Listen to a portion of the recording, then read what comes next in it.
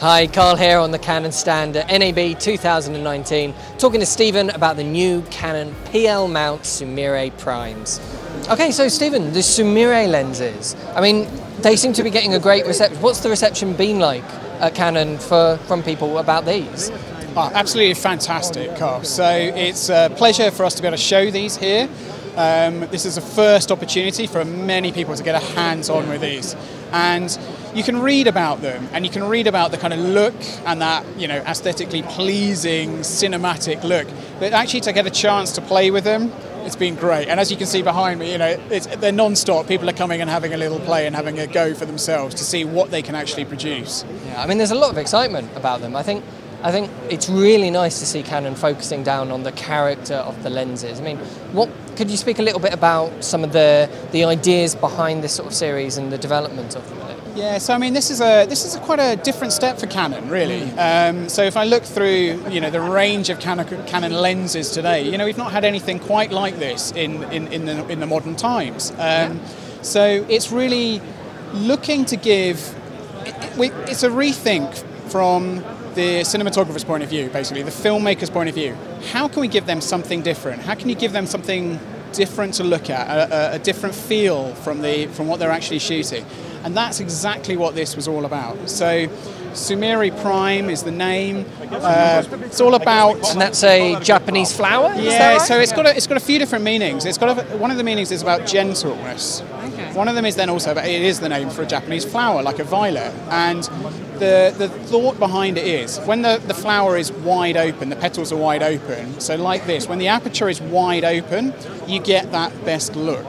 And it's that sort of, if I had to describe it, it's sort of a nice creamy, it's a kind of soft, more pleasing sort of skin tone, and really just a sort of a slightly different feel to what we've had before from the other current Cine Prime lenses. Yeah. I think it's really exciting to see. I mean, there's been a lot of talk about you guys going back and looking at the K35s, for example, because they are surprisingly popular, considering they are legacy glass now. Yeah. They're surprisingly popular, but purely because of that character. Yeah. So, I mean, K35s, beautiful vintage glass. I mean, yeah, worth a fortune nowadays if you have your hands on a set of them. Yeah, a good set is worth a lot of money.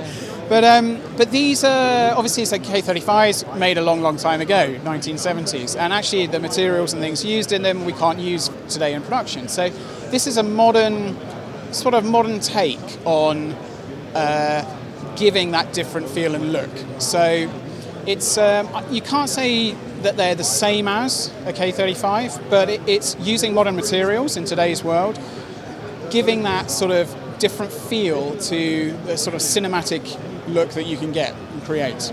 I mean, who are these for? Who's the target audience for these lenses? So very much for filmmakers, production. You can imagine sort of a drama piece, period drama piece.